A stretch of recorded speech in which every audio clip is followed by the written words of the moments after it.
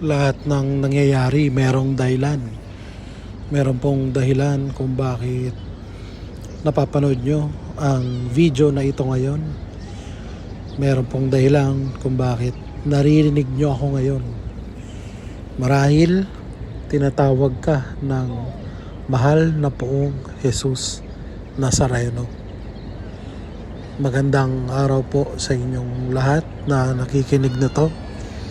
Ako po ay isang OFW sa Abu Dhabi.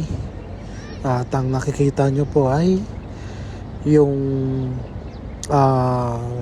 mini translation celebration na ginanap dito sa St. Joseph's Cathedral sa Abu Dhabi. At ako naman po bilang isang deboto ng mahal na poong Jesus Nazareno na nasa malayo, nakagawian ko na po na bilang parte ng aking panata ay mag-upload ng video dito sa aking YouTube channel tuwing Biyernes na araw ng mahal na Senyor, araw ng mahal na poong Jesus Nazareno. Hindi man po ako makapunta sa Quiapo at mamanata, at least man lang meron po akong magawa bilang isang deboto. At parte ng mission namin yung mailapit ang mahal na pong Jesus Nazareno sa mga tao. Ganoon na rin yung mailapit ang mga tao sa mahal na pong Jesus Nazareno. Kaya naman tuwing Biyernes nag-upload po ako dito ng iba't ibang kwentong Nazareno mula sa mga personal kong experience, personal na experience ng ibang tao na na-share sa akin, at mga kwento rin sa Biblia na kaya nating i-relate sa ng mga nangyayari ngayon sa kapaligiran, sa modern age. At ayun po, as much as possible makapag-share tayo ng kwento, makapag-share tayo ng goodness, makapagpatotoo tayo sa walang hanggang pag-ibig at pagpapala ng mahal na poong Jesus Nazareno. At ayun nga ho, nabanggit ko na ako isang OFW sa Abu Dhabi, United Arab Emirates. At ako rin po ay kahit noon pa man ay isang advocate na ng mental health awareness. Ako po ay isa sa mga sumusuporta na malabanan ang depression, anxiety. Siguro lalong-lalo na po dun sa mga kababayan natin, sa mga kabayan dyan na homesick sa Pilipinas, walang makausap, walang makapitan. Lagi po sana nating tatandaan na napakadali lang pong tumingala sa langit, magdasal sa isang sulok, pumikit, manalangin, kausapin ang mahal na pong Jesus Nazareno. Kung ikaw naman po ay nasa Pilipinas at kaya nyo pong pumunta sa Quiapo, bukas po ang Quiapo Church para sa inyo 24/7, umaga, gabi, umaraw, umulan, hating gabi, madaling araw. Bukas po yan. Makakasama nyo rin po mga taong mas pinipiling wag makisiksik sa agos at sa dagsa ng mga tao, lalo na pag Biyernes at Linggo. Pag madaling araw, makakasama nyo dyan yung mga mayayaman, mga dekotse, nagpupunta. Makakasama nyo rin yung mga mahihirap, mga homeless na walang matulugan at mas piniling makitulog saglit sa loob ng simbahan para makapagpahinga at the same time makausap ang mahal na pong Jesus Nazareno. Dahil sa piling ng mahal na Senyor, Kahit pa mahirap ka, kahit pa walang-wala ka, ay parang ang yaman-yaman mo na dahil kasama mo ang mahal na pong Jesus Nazareno. Gusto ko lamang pong ikwento sa inyo ngayong episode na ito na in-upload ko dito sa aking channel. Yung post, kung nakikita nyo, pina-follow nyo si Bishop Jun Sescon. Siya po ay naging katawan ng Quiapo Church at pumunta sa US, sa Los Angeles, California, dahil meron po silang dinala doon na bagong replika ng mahal na Senyor, mahal na poong Jesus Nazareno, official na replika galing mismo sa Quiapo Church. At si Bishop Jun Sescon bilang dating isang parish priest, siya po ang dating kura paroko ng Quiapo Church 2022 to 2025, early 2025. So siya po yung dating parish priest doon bago siya hinirang ginawang obispo ng Diocese ng Balanga, Bataan. At ayun po, siya po ay nagpunta sa US, sa Artesia, Los Angeles, California, sa Holy Family Church. Doon po dinala ang mahal na pong Jesus Nazareno, imahe, replika, official na replika galing sa Quiapo Church. Nakakatawa po yung kanyang homily doon sa araw na yung official turnover nung mahal na pong Jesus Nazareno doon. Kinukwento niya na nagka-problema pala sila sa shipment kasi nga dinala doon yung mahal na Senyor, yung imahe. Hindi niya masyado dinetalye, pero kung tama ang intindi ko, hindi na isama yung cross. At hindi ko alam kung yung ba naharang o sadyang hindi talaga naisama, pero hindi rin ako ganun kapamilyar. Pero yung nakikita ko kasing imahe rin dito sa Ras Al Khaimah sa UAE, parang wala ring cross. So hindi ko alam kung may something ba sa customs. Pero sa pagkabanggit lang ni Bishop Jun, hindi nga daw nadala yung cross. At siya daw bilang kasama rin sa paniniwala niya na parang tayo, yung sinasabi ko nga na lahat nangyayari may dahilan. May dahilan yon kung bakit nangyari. At sa wisdom ni Bishop Jun Sescon, ang kanyang interpretation ay dahil pagdating doon sa simbahan, meron din sila dong krus na realize nila pwedeng gamitin. So dumating yung Nazareno ng walang krus, pero yung simbahan meron siyang malaking krus. Tinesting nila, halos saktong-sakto lang dun sa imahe.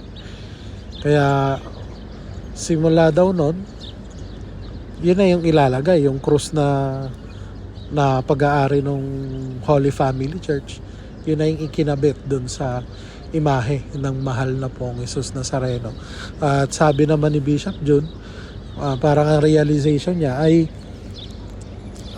sadyang ganun ang nangyari kasi ang mahal na pong Jesus Nazareno, ang dadalhin niya ng krus ay yung krus ng mga taga doon sa US, sa Los Angeles. Yung sariling krus ng mga tao, mga deboto doon sa Artesia, sa Holy Family Church sa Los Angeles, California. No? Medyo ang ganda niyang isipin, no? Na ganoon yung interpretation ni Bishop Jun Sescon, na kaya siguro ganoon ang nangyari Kasi nga, meron naman palang cruise dun sa simbahan na yon at sumakto, nung nilagay nila, kinabit nila, ay sumakto naman, fit na fit. Kaya ang interpretation naman ni Bishop is, kaya pala kasi ang dadalhin na ng mahal na pong Jesus Nazareno na imahe doon ay yung krus mismo ng mga tao doon, mga deboto doon sa Holy Family Church sa Artesia, Los Angeles, California. Then na-share din ni Bishop na meron daw isang instance sa Quiapo Church na meron daw lumapit sa kanya isang gabi doon sa simbahan at nakikiusap kasi Father, sabi niya, Father, ipag-pray over nyo po ipag-pray over nyo po kami na yung lumapit ay merong daladalang cellphone, tapos naka-video call sila. Yung babae sa video call ay nasa Amerika. Tapos ang sabi ng babae na, Father, ipag-pray over nyo po kami kasi hindi po ako pinapayagan ng employer ko na makauwi. Hindi ho ako makauwi ng Pilipinas. Ang nanay ko po ay may mother is dying. Nasa na yung nanay niya, parang naghihingalo. So walang magawa yung pamilya kundi magdasal sa simbahan. At nung nakita si Bishop June, si Father June Sescon that time, nung nakita siya doon sa Quiapo Church, nakiusap sa kanya na ipag-pray over sila. At kahit doon nga lang sa video call ay sige, pinagbigyan ni Bishop, pinag-pray over niya yung mga tao na yon, yung babae na nasa video call at yung may dala-dala nung mismong cellphone. After 2 weeks, lumapit sa kanya may lumapit daw sa kanya na babae. Sabi niya, Bishop, naalala niyo pa ba ako? So sabi ni Bishop, pasensya na kasi sa milyon-milyong deboto na nagpupunta ng simbahan ng Quiapo ay napakahirap naman maalala yung mga deboto. Napakahirap naman maalala kung yung mga muka ng mga deboto na lumalapit, nagpapadasal. Kaya sinabi niya na pasensya niya, hindi siya naalala. At tapos in-explain ng babae, sabi ng babae, Father, ako po yung nagpa-pray over sa inyo through video call sa cellphone. Ako po yun. So naalala na ni Father John. Sabi niya, oo, naalala kita. Buti naman at nakauwi ka. Sabi ng babae, milagro nga po kasi kinabukasan ho, after nyo po akong i-pray over, bigla na lang ho akong sinabihan ng employer ko na pinayagan ako na sige, umuwi ka na ng Pilipinas. Kaya naman uwi na ako. Tapos sabi nung babae, Father, kung mapapansin nyo ho, ay 3 kaming magkakasama ngayon dahil kasama ko po yung nanay ko. Yung nanay ko na binanggit ko na dayig na, mamamatay na. Kasama ko ngayon, nandito ho kami para ho magpasalamat at magsimba sa Quiapo, magpasalamat sa himala na bigay ng mahal na pong Jesus Nazareno. Mga kapatid na deboto, nakakatuwa makarinig ng mga ganong klaseng kwento na kahit ako nung simula lang ako naging deboto, may mga tanong din ako na gaano ba talaga katotoo yung mga himala na binibigay daw ng mahal na Pong Jesus Nazareno. Yung iba kasi baka lang naman nagkataon lang, baka coincidence lang. So ako mismo nagsasabi sa inyo, mga kapatid, na walang coincidence sa mundo, walang coincidence sa buhay mo. Lahat ng nangyayari may dahilan.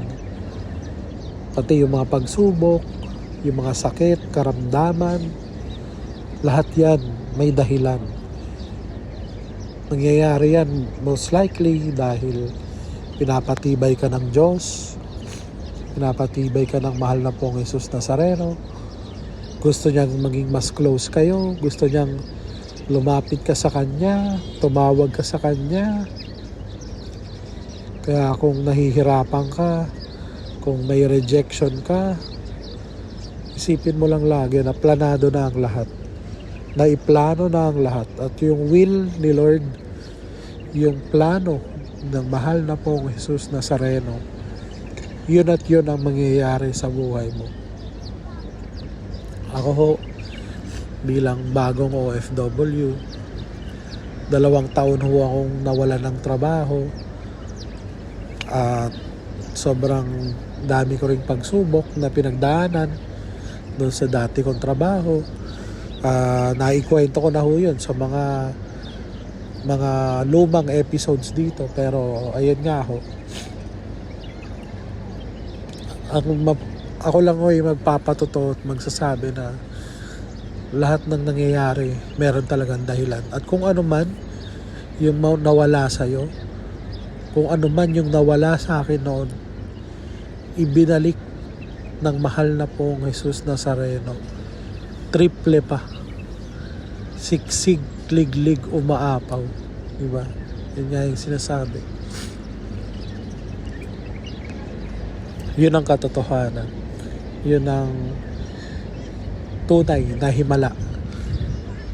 At manalig ka lang, magtiwala ka, lahat may dahilan. Ako rin mismo, sa totoo lang, mas nag-a-apply ako mag-abroad sa Europe sana. Pero hindi ko rin alam bakit dito ako dinala ng mahal na Pong Jesus Nazareno. Pero ako'y lubos na naniniwala na may dahilan ang Diyos. Siguro, alam mo yan, siguro mayroon akong mission na gagawin dito. Siguro mas okay dito kasi hindi natin alam. Di ba? Hindi natin alam ang sitwasyon sa Europe. Hindi natin alam ang sitwasyon sa ibang bansa, pero naniniwala ako na may dahilan kung bakit dito ako dinala. Siguro nga yung parang so far kasi ang kinatutuwa ko, sobrang daming mabuting tao ako nakikilala dito. Minsan iniisip ko parang ang sama-sama ako, pero ganun talaga, lahat may dahilan eh. Kaya ako, habang buhay lang akong magpapatotoo sa walang hanggang pag-ibig ng mahal na Pong Jesus Nazareno. Salamat, mahal na Senyor. Salamat, mahal na Pong Jesus Nazareno. Iniibig mo ako. Maraming salamat po.